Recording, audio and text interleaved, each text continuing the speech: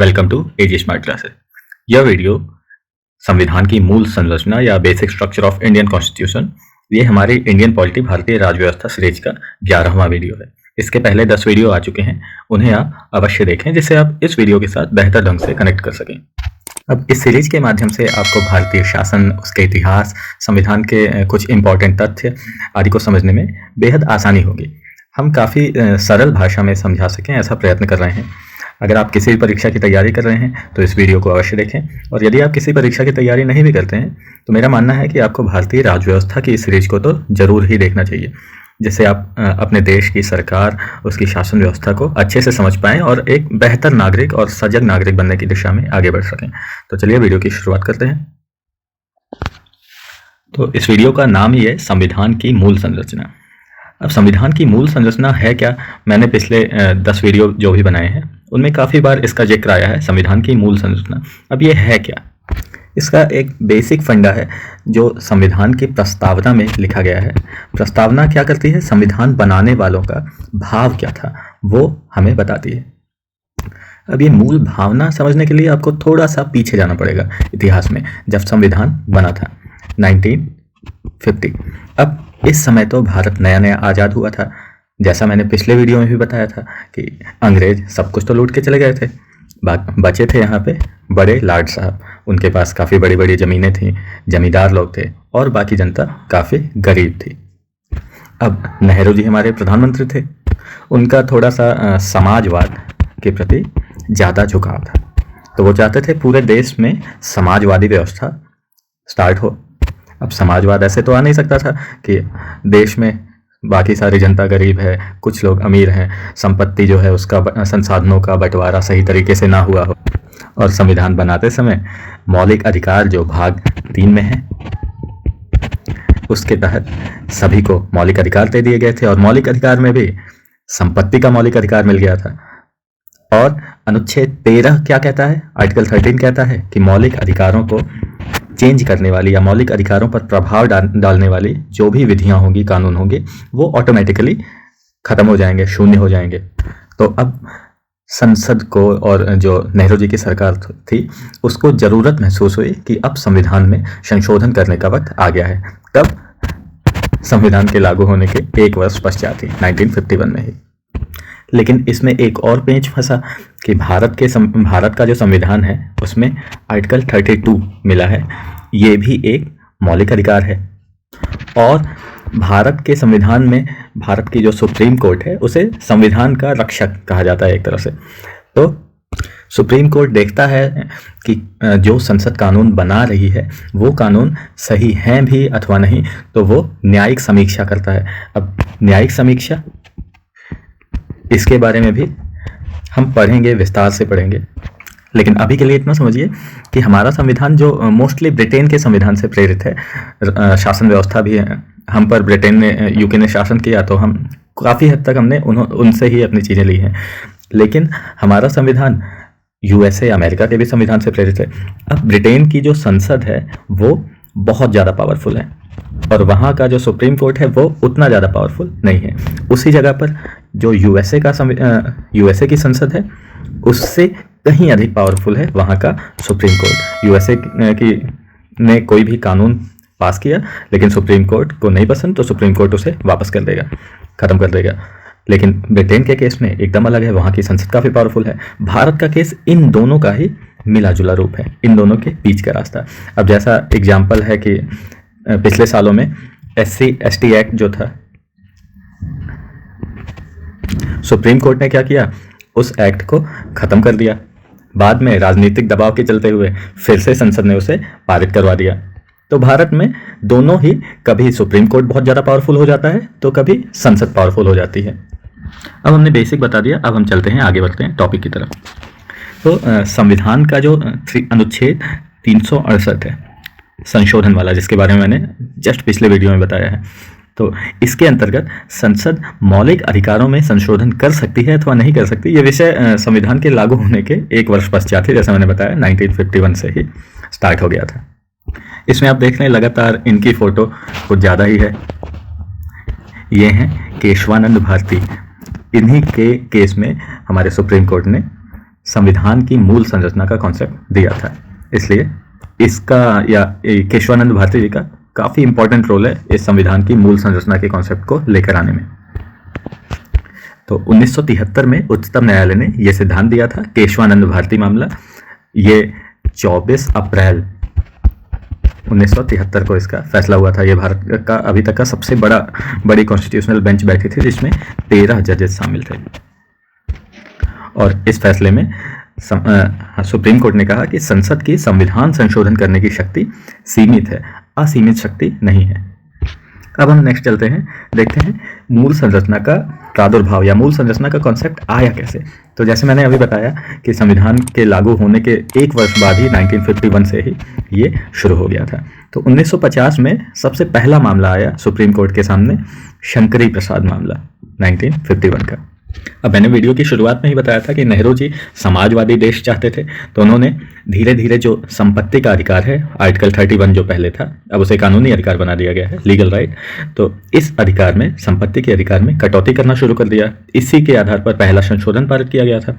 अब शंकरी प्रसाद मामला 1951 का, इसमें सुप्रीम कोर्ट में इन्होंने इस जो ये संशोधन अधिनियम था पहला, इसकी वैधता को चुनौती दी। अब जैसा उस समय नेहरू जी पहले प्रधानमंत्री थे, अकेली एक पार्टी थी, तो काफ़ी पावरफुल पीएम थे। अब ये पावरफुल थे तो सुप्रीम कोर्ट थोड़ा सा डाउन पड़ा, और सुप्रीम कोर्ट ने क्या कहा कि ये जो संशोधन है ये वैध है। मतलब 368 के तहत जो संसद को संविधान के संशोधन की शक्ति मिली है, उसी शक्ति के आधार पर ये मौलिक अधिकारों में भी संशोधन कर सकती है। तो मतलब 368 संशोधन के तहत संसद मौलिक अधिकारों को सीमित कर सकती है अथवा इन्हें समाप्त भी कर सकती है। अब इसके बाद हम देखते हैं नेक्स्ट मामला, गोलकनाथ मामला 1967। इस समय इंदिरा गांधी जी की सरकार थी। अब इंदिरा जी उस समय नई पीएम बनी थी। उस समय तक उन्हें गूंगी गुड़िया नाम से जाना जाता था कि वो कुछ बोलती नहीं है, सीधी सादी हैं।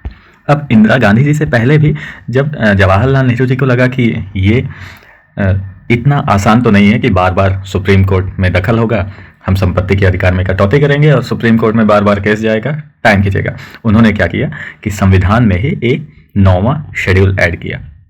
अब इसमें लिख दिया कि जो भी प्रावधान इस 9वें शेड्यूल के अंतर्गत आएंगे, सुप्रीम कोर्ट उसमें न्यायिक समीक्षा नहीं कर सकता।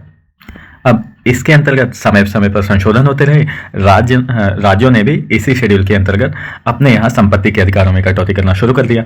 अब ऐसे 17वां संविधान संशोधन हुआ, उसमें कुछ विषय और ऐड किए गए। इसी के चलते गोलकनाथ मामला 1967 का शुरू हुआ। अब जैसा मैंने बताया कि इंदिरा गांधी उस समय नई पीएम बनी थी और गूंगी गुड़िया कहा जाता था, सीधी सादी समझते थे, तो उस समय सुप्रीम कोर्ट ऑटोमेटिकली पावर में आ गया। और गोलकनाथ मामले में सुप्रीम कोर्ट ने इन्हीं जेठालाल की तरह से कहा, गोली बेटा मस्ती नहीं। मतलब उच्चतम न्यायालय ने संशोधन को अमान्य घोषित कर दिया। और उसके बाद क्या प्रावधान दिया कि जो मौलिक अधिकार है वो अपरिवर्तनीय है, इसलिए संसद ना तो मौलिक अधिकारों में कटौती कर सकती है और ना ही किसी मौलिक अधिकार को समाप्त कर सकती है।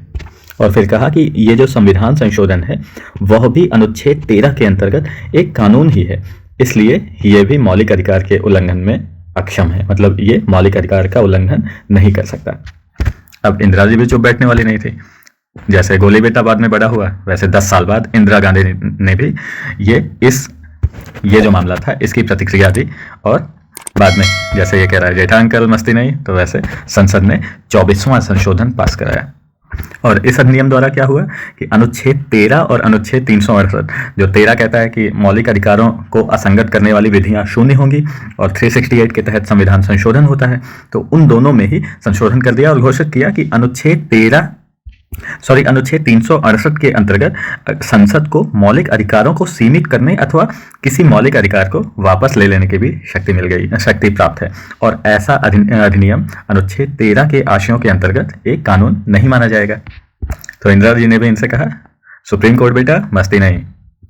अब हम नेक्स्ट चलते हैं केशवानंद भारती केस 1973। अब केशवानंद भारती के केस में क्या हुआ, जो गोलकनाथ के मामले में इसने सुप्रीम कोर्ट ने जो भी अपना जजमेंट सुनाया था उसको ओवररूल कर दिया। मतलब उस जजमेंट के जस्ट खिलाफ अपना निर्णय दे दिया। तो केशवानंद भारती जी गए सुप्रीम कोर्ट के पास में और सुप्रीम कोर्ट ने कहा इंसाफ होगा, हम करेंगे इंसाफ। और इंसाफ क्या किया, 24वां जो संविधान संशोधन था उसको वैधता दे दी कि वो वैध है, और व्यवस्था दी कि संसद मौलिक अधिकारों को सीमित कर सकती है अथवा किसी अधिकार को वापस भी ले सकती है। साथ ही में एक नया सिद्धांत दिया, जो सिद्धांत है संविधान की मूल संरचना। इसने व्यवस्था इसमें दी थी कि अनुच्छेद 368 के अंतर्गत संसद के संवैधानिक अधिकार उसे संविधान की मूल संरचना को ही बदलने की शक्ति नहीं देते। अब पूछा गया इससे सुप्रीम कोर्ट से कि अच्छा मूल संरचना या बेसिक स्ट्रक्चर है क्या, तो उस समय सुप्रीम कोर्ट ने कहा कि ये हम धीमे धीमे एक एक करके आपको बताते रहेंगे। इस सिद्धांत को जब सुप्रीम कोर्ट ने, जब इंदिरा गांधी जी ने इमरजेंसी लगाई थी, उसके जस्ट पहले इंदिरा गांधी के खिलाफ मुकदमा हुआ था 1975 में, तो उस समय इस सिद्धांत को और मतलब पुष्ट किया गया। इस मामले में जो सुप्रीम कोर्ट है उसने 39वें संशोधन अधिनियम 1975 के एक प्रावधान को रद्द कर दिया, जिसमें ये इंदिरा गांधी जी ने प्रधानमंत्री और लोकसभा अध्यक्ष से संबंधित चुनावी विवादों को सभी न्यायालयों के क्षेत्राधिकार से बाहर कर दिया था। तो सुप्रीम कोर्ट ने कहा कि यह प्रावधान संसद की संशोधनकारी शक्ति के बाहर है, क्योंकि यह संविधान के मूलभूत ढांचे पर चोट करता है। अब नेक्स्ट टॉपिक की तरफ बढ़ते हैं, मूल संरचना के तत्व। अब इस समय की स्थिति यह है कि जो संसद है वो आर्टिकल 368 के तहत संविधान के किसी भी भाग, मौलिक अधिकारों सहित मतलब किसी भी टॉपिक पर संशोधन कर सकती है, लेकिन शर्त यह है कि इससे संविधान की मूल संरचना प्रभावित ना हो। और सुप्रीम कोर्ट द्वारा ये समय समय पर परिभाषित किया जाता रहता है कि मूल संरचना के घटक कौन कौन से हैं। काफ़ी सारे फैसले सुप्रीम कोर्ट ने सुनाए हैं, उसी के तहत हम देखते हैं कि मूल संरचना के तत्व क्या क्या हैं। पहला तत्व है संविधान की सर्वोच्चता, मतलब संविधान सर्वोच्च है। दूसरा है भारतीय राजनीति की सार्वभौम, लोकतांत्रिक तथा गणराज्यात्मक प्रकृति। तीसरा है संविधान का धर्मनिरपेक्ष चरित्र। चौथा विधायिका, कार्यपालिका तथा न्यायपालिका के बीच शक्ति का विभाजन और संविधान का संघीय स्वरूप। फिर नेक्स्ट है राष्ट्र की एकता एवं अखंडता। पांचवा नेक्स्ट है कल्याणकारी राज्य, जिसमें सामाजिक और आर्थिक न्याय शामिल है। फिर सुप्रीम कोर्ट की खुद की पावर, न्यायिक समीक्षा, वो बैठा है देखो इनकी तरह, जब तक ये खेल खत्म नहीं होगा अपन इधर ही चेयर। फिर नेक्स्ट वैयक्तिक स्वतंत्रता और गरिमा। फिर नेक्स्ट है संसदीय प्रणाली, जो पार्लियामेंट्री सिस्टम है। फिर नेक्स्ट कानून का शासन, मौलिक अधिकारों तथा नीति निर्देशक सिद्धांतों के बीच सौहार्द एवं संतुलन। फिर नेक्स्ट समत्व का सिद्धांत। नेक्स्ट स्वतंत्र एवं निष्पक्ष चुनाव, ये भी कई बातें हैं। फिर लोग 10-10 रुपये 100-100 रुपये में बिक जाते हैं। फिर नेक्स्ट है न्यायपालिका की स्वतंत्रता। नेक्स्ट संविधान संशोधन की संसद की सीमित शक्ति और न्याय तक प्रभावकारी पहुंच। नेक्स्ट है मौलिक अधिकारों के आधारभूत सिद्धांत। उसके बाद नेक्स्ट है अनुच्छेद 32, 136, 141 तथा 142 के अंतर्गत सर्वोच्च न्यायालय को प्राप्त शक्तियां। अब ये सब अनुच्छेद क्या है? अनुच्छेद 32 मैंने मौलिक अधिकारों वाले में भी बताया था। इसके तहत कोई भी व्यक्ति अपने मौलिक अधिकारों के हनन के आधार पर वो डायरेक्ट सुप्रीम कोर्ट में जा सकता है। इसके तहत मतलब सुप्रीम कोर्ट मौलिक अधिकारों का एक रक्षक है। अनुच्छेद 136 कहता है अपील के लिए उच्चतम न्यायालय की विशेष इजाजत, और 141 कहता है उच्चतम न्यायालय द्वारा घोषित विधि का सभी न्यायालयों पर लागू होना।